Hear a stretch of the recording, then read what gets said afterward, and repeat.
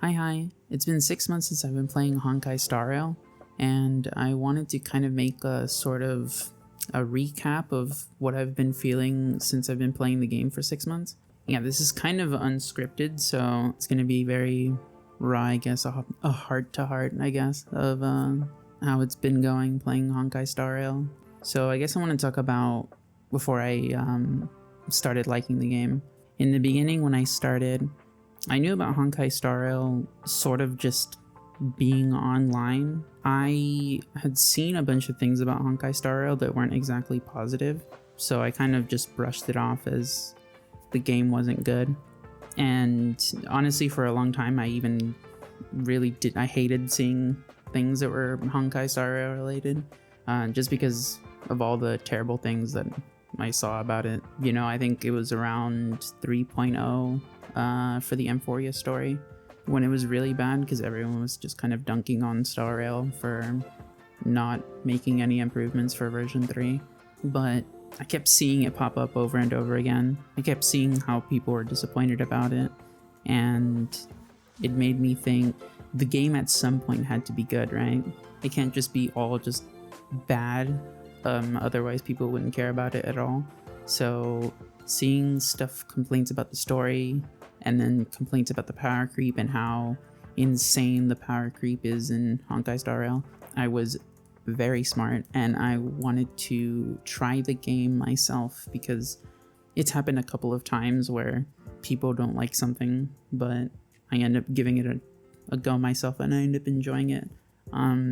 So I thought it was going to be one of these scenarios again, and obviously I'm here, so I do like the game. So I guess I'll start with the story, since that was like the first thing that I noticed, or I guess I saw people talking about, where they were like, oh my god, Belobog is so good, and oh my god, Pentagon was so good, but Emporius is so bad. Or some people even saying that Pentagon was bad, the end of Pentagon was bad. I liked Belobog. When I did Belobog, I thought it was really good. It was very short. I think it was a great introduction to the game. But honestly, well, you know what? That just proves my point. My least favorite story arc is Luofu. Luofu was definitely the worst planet, I guess. It was just okay. There was nothing spectacular about it. The ending was cool, and I liked the stuff with Tingyan and Fantalia was very nice. Her music was fantastic. Still one of my favorite boss themes in the game. I liked Belobog. I enjoyed Luofu enough, even if I didn't enjoy it that much, but I just kept thinking so this is the point where people start complaining about the story when I get to Penacony, where it gets too long or something. When I got to Penacony, I instantly fell in love with Penacony. It was, in my opinion, it was way better than Belobog, light years better than Luofu. Yeah, no, Penacony was a massive step up. It just felt like the game got bigger. I think they did a really good job of scaling in Penacony. It made it feel like there was more, even though it was it was more. There was more areas, but in those areas they felt, actually, you know what, they were actually bigger. Some of the areas were kind of the same, but they just felt really big. It was mainly just the backdrops made it look really nice. But Penacony was fantastic. The story pacing for Penacony, yes, it was pretty slow. I had to take a break from the story because I was just kind of binging it. I had to take a break just because Penacony was so damn long.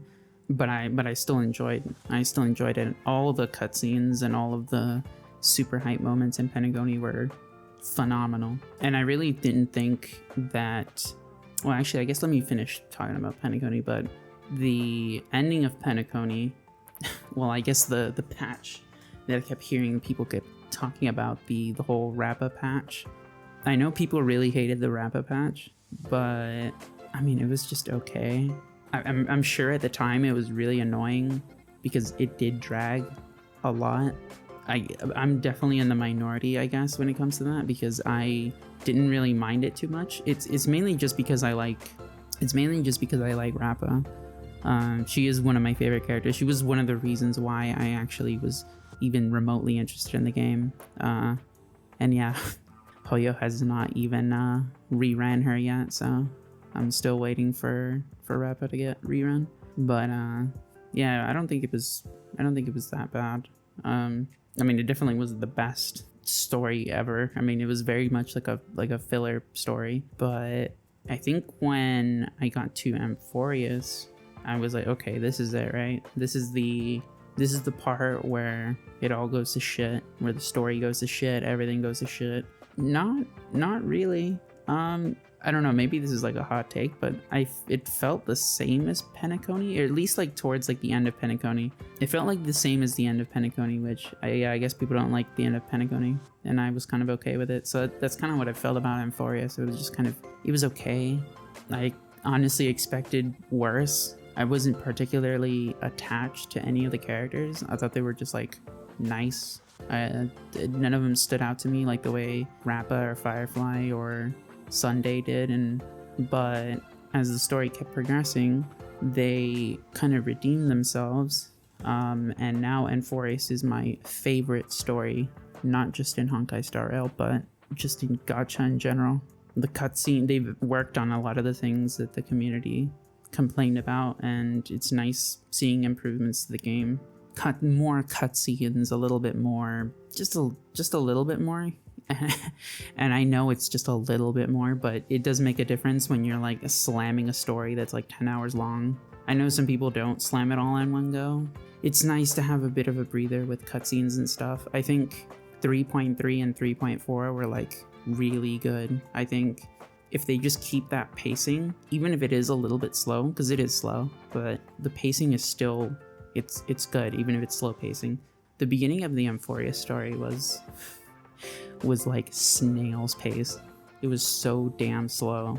I was like falling asleep slow, like towards some parts where I'm just like, okay, like there's not really anything happening. We're just kind of like going from point A to point B kind of thing. I don't know, maybe it's just because I play games that have like really long story. Like I play Final Fantasy 14, so that is one of those games that likes to do the same thing, so I'm kind of used to it. I think the story's good. Overall, I think the story's good. Even if it has some bumps and it's a bit rough around the edges sometimes, I think Honkai Star Rail story is like pretty solid. For the combat, I'm looking at here at my notes because I don't have a script for this. I'm just literally talking into a mic. So this is experience with combat and late game. So honestly, I didn't expect to enjoy the combat this much. I adore the combat in Honkai Star Rail. Early game, I was kind of worried that the game would devolve into insane power creep and massive numbers, which it did. At first, I was kind of heartbroken because I was enjoying sort of the simple combat. I was enjoying the simple combat with some of like the base units, you know, like I think I picked Himiko. No, I picked Bronya, but I got Himiko. So I was using Himiko and Bronya in the beginning. I ended up getting Fei Xiao and Robin. I got Fei Xiao first, and then I got Robin later, just by playing the story. When I got Fei Xiao, I was like, okay, this unit is busted as hell. This unit is absolutely... I can press my skill in the overworld and just one-shot all of the little baby enemies.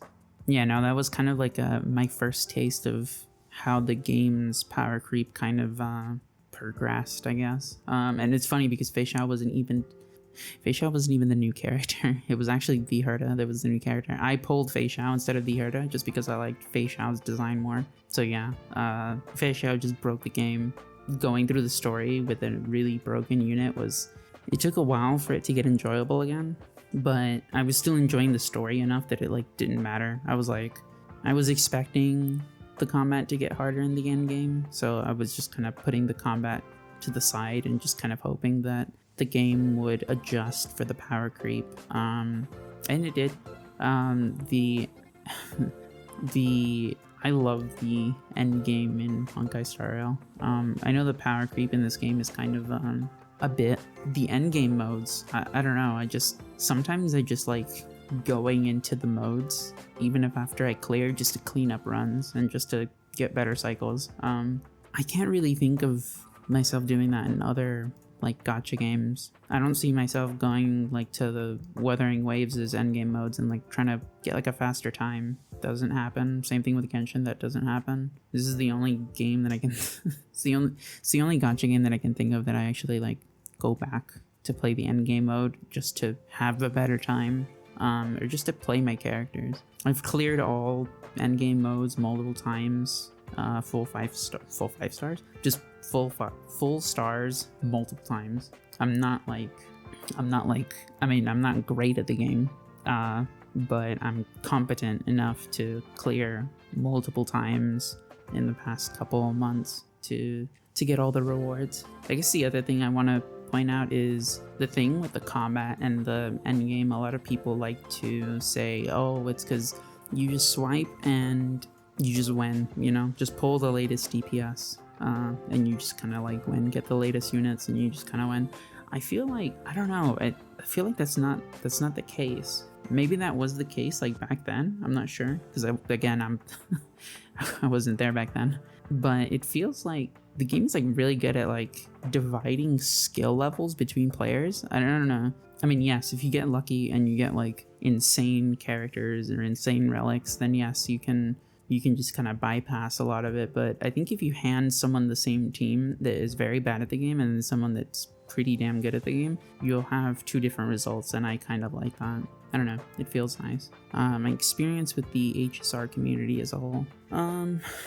Well, I guess I'll just keep this one short because I don't really talk to anybody that plays Honkai Star Rail that much. Know like some people that play Star Rail, but they don't like talk about Star Rail that much, or like I don't know really that many people in real life that play Star Rail. So most of my interactions with this game are like outside of the game. Because of that, I mean, you get like mixed reactions for things. You know, there's a lot of assholes, but I mean, there's lots of nice people that I've seen. People that like doing nice art of the characters. I don't know. I haven't really had any bad experiences with the community outside of like negative comments, I guess. But I mean, that's for like everything. I kind of expect negative comments, so like I'm not getting like DMs to like off myself kind of thing. It's pretty standard. It's a pretty standard gacha community. So, and yeah, because Star Rail is like a single player game, you can kind of just not interact with that, I guess, that part of the game, I guess. Just because, again, it's a single player game. You can't even, I mean, you can technically interact in game, but like not really. You can message each other, but not really. It's not like Genshin where people can visit your world. You don't have to talk to people. You don't have to add people to friends or anything. And then, well, I guess like creators that I think are nice to watch. I like watching some content creators that are, I guess this is kind of included in the HSR community section, I guess, is I think content creators can say a lot about a community or just like a game in general. It feels weird just name dropping like content creators that I watch, so I'm just gonna say Underreacting Singapore Man, Weird Bird Thing, and fucking Silly Twink. There, that's my 3 Honkai Star Rail content creators that I watch often. I guess I've been praising the game a lot, but I do have a section here about things that I don't like about Honkai Star Rail. I think most of these people kind of talk about a lot, so I'll talk about the things that I personally have problems with in the game that I think are a problem. So I think relic farming sucks. I think relic farming in Honkai Star Rail is fucking terrible. I think they need to add a better system to guarantee relics, just because I think that, I don't know, I've played a bunch of gacha games and I swear it feels like Star Rail's relic farming is just like worse. It's probably not, but it just feels that way. So like more adding systems that guarantee you relics would be nice. Most gacha games put a lot of the grindiness on the relics, so adding systems to make that smoother would be just nice. I know they're simplifying it, but I mean, simplifying the resin system doesn't get me good relics. It just makes it easier to like craft them. It just makes it easier to craft them. It doesn't really like get me good RNG for the relics or like soften the blow, I guess. Another thing that I experience a lot is using my characters. So this kind of goes in tandem with events, but it just feels like a lot of, you can't really use your characters in like a lot of things. Like, I love playing the combat in this game, but it just kind of feels like there's not that many modes that can take advantage of it, aside from like the modes that have been out for like ever. So like a Noble Domain, fucking Gears, you know, or like just replaying endgame modes. It would be nice if there was like a sort of, I don't know, just like another mode. Maybe not even like another mode, maybe just like events, you know? Who would have thought events in a gacha game? Like, they don't exist in Star Rail. I don't know why. They just never put out any events in Star Rail. We get like, what, like 2 events per patch or something. I don't know. We get like one event per month, which is, it's boring. I finished the event in like 2 days, 1 day. I finished the event in 1 day, and then I have like kind of nothing to do for like a month. So I can't really use my characters. I don't play the game that much, but I know in Zenless lets you try out different 5-star characters in their like sort of like universe, divergent universe game mode. If it's, I could be wrong, but yeah, I think they should add that as well. I think that would be nice in Star Rail if you could play as the rate up 5-star in the divergent universe, just to try it out, you know, when you're bored. I know a lot of people would just log out and just play something else, but I want to play Star Rail. I don't want to play something else. I want to play with my characters, and I can't really do that without playing the same game mode a million times. So yeah, more ways to use characters, be it events or just endgame modes. I know they're adding a new endgame mode, so I'm looking forward to that. But yeah, and then the last thing is relic loadouts. I mean, they're relic loadouts. They're really good. They're insanely good, and it's annoying to not have them in the game. So yeah, put them in, please. But yeah, that's about it. It's kind of just me rambling about my 6 months playing Star Rail for 180 plus days, starting from probably like a Star Rail hater to a Star Rail lover, I guess. I mean, if you enjoyed this, I guess comment what you think about it, what you think about Star Rail. Yeah, bye bye.